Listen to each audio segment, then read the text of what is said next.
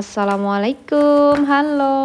Hari ini aku mau bikin selai, buat selai nanas isian nastar. Nah, ini aku udah beli nanasnya ukuran yang sedang aja. Ini aku ada 6 buah nanas, satuan harganya 5.000 aja, jadi 6 itu 30.000 aja. Ini aku kupas-kupasin dulu nanasnya. Semuanya kita kupasin dulu, nanti baru kita timbang dan kita takar ya. Nah, untuk nanas ini biasanya trik dan memilih nanas yang bagus buat nastar itu pilih yang mateng atau yang kulitnya udah kuning. Boleh aja kalau untuk nanas yang ada hijaunya itu biasanya kadar airnya lebih sedikit, tapi kekurangannya itu kita harus tambah pemanis atau gulanya lebih banyak daripada nanas yang udah mateng itu. Jadi semuanya itu sesuai selera, boleh pilih yang mateng dan boleh juga pilih yang hijau, cuman itu ada plus minusnya masing-masing ya. Nah, ini aku bukain semua dulu. Ikan untuk nanas itu udah matang atau belum, bisa kita cium aromanya. Biasanya kita cium aromanya itu mengeluarkan khas bau nanas, atau kita lihat aja kulitnya itu udah menguning, itu berarti udah mateng. Oke, ini kita kupas-kupas dulu semuanya. Memang membutuhkan waktu yang lama kalau kupas sendiri, sebab ini kita harus buang semua dari kulitnya dan dari pori-pori nanas. Biasanya di pasar itu bisa buka langsung sama tukang nanasnya. Ini tadi udah aku tanyain, kalau mau dikupasin langsung di situ tinggal nambah 1.000 aja. Maksudnya 1.000 itu per buahnya ya. Berarti kalau ada 6 buah berarti 6.000 aja tambahannya. Karena ini aku mau kasih tips dan trik buat teman-teman sekalian memilih nanas yang baik dan bagus buat nastar. Itu sebenarnya nggak ada trik-trik yang aneh-aneh, yang penting nanasnya mateng dan nanasnya tidak busuk. Hari Raya Idul Fitri di Indonesia itu biasanya identik dengan masakan kue nastar. Nah, kue nastar itu biasanya setiap kita berkunjung ke rumah saudara, tetangga, ataupun keluarga yang lain pasti ada kue nastar. Iya nggak sih? Setelah aku kupas semua, ini aku mau rendam sama air garam dulu. Garam secukupnya, tidak perlu banyak dan tidak perlu terlalu sedikit. Yang penting kira-kira aja. Ini aku aduk-aduk dulu sampai semuanya larut. Masukkan semua nanas yang udah dikupas tadi. Jadi kenapa harus direndam dengan air garam? Jawabannya ini. Orang tua aku zaman dulu itu bisa mengurangi gatal yang ada di nanasnya itu. Nah, ini kita rendam. Untuk waktu perendaman nanas itu tidak terlalu lama, cukup di 2 menit saja. Nah, ini sudah aku bilas dan aku bilas dengan air bersih. Ini kita timbang dulu berapa total semua nanas yang aku kupas sebanyak 6 buah nanas tadi. Nah, ini dia kira-kira ada sekitar 2.000 gram atau 2 kilo gitu.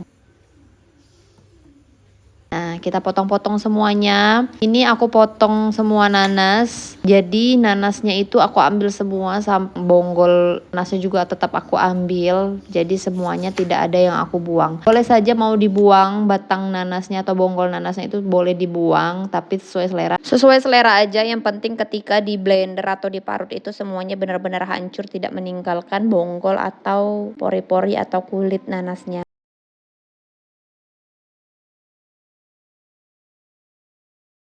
Setelah selesai dipotong semua, aku di sini menggunakan blender aja biar cepat karena ini lumayan banyak. Tapi kalau teman-teman mau diparut itu juga lebih bagus daripada di blender. Nah, triknya kalau mau blender selai buat nastar itu jangan terlalu lama. Cukup di 3 ketukan atau sampai 6 ketukan blender aja. Nah, ini aku pakai merek blender Cosmos. Aku pakai sekitar 6 atau 7 ketukan gitu.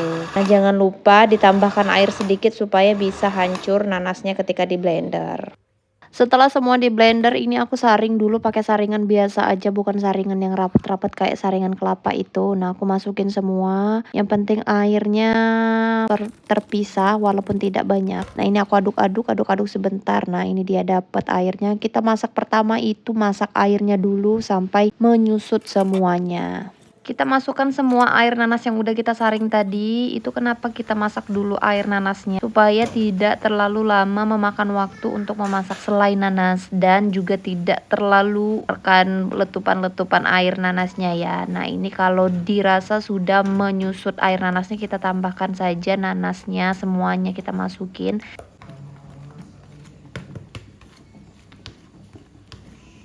Dan kita tambahkan 2 lembar atau 3 lembar daun pandan atau daun suji, dan kita tambahkan 3 batang kayu manis ya. Kita aduk-aduk dan kita tunggu saja sampai air menyusut, air nanasnya menyusut. Ini menggunakan api sedang saja.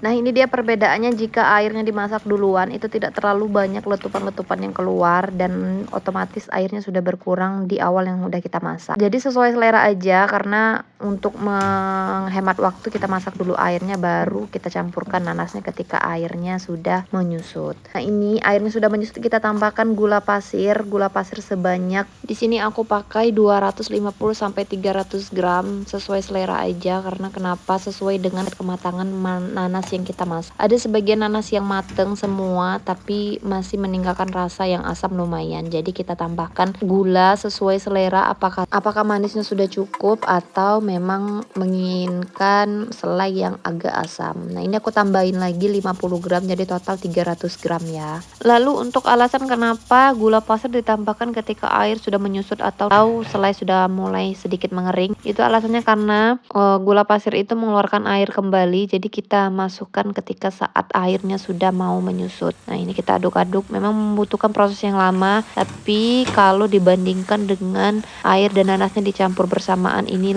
lebih menghemat waktu ya. Nah, ini dia udah sangat kering, ini udah berubah warna juga. Jadi aku ini tetap masak sekitar 5 menitan lagi karena masih ada sedikit-sedikit kandungan airnya.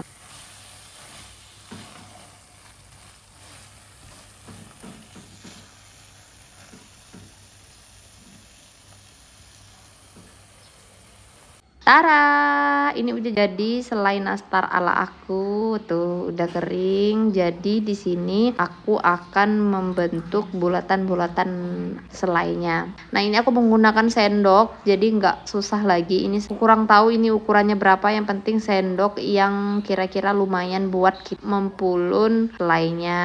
Nah, ini dia. Pulun-pulun dulu sampai semuanya habis. Jadi ketika membuat nastar nggak susah lagi untuk mempulun selai-selainya. Untuk total waktu semuanya ini aku masak dari jam 9 pagi sampai sekitar jam 1 siang gitu selesai semua. Makanya aku bilang bikin selai sendiri atau homemade itu membutuhkan waktu yang lama. Dia kalau pulun semua selai itu kalau tidak mengandung air lagi, dia nggak terlalu lengket di telapak tangan kita ya. Nah, cantik banget, warnanya cantik, agak kecoklatan gitu. Juga di aku nggak terlalu asam dan nggak terlalu manis, pas banget sesuai dengan selai nanasnya.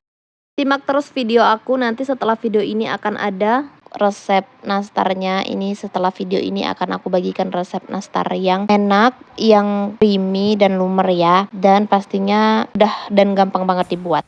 Alhamdulillah ini udah selesai semua mempulun. Sungguh ini lelah tapi sangat menyenangkan. Terima kasih udah nonton. Assalamualaikum.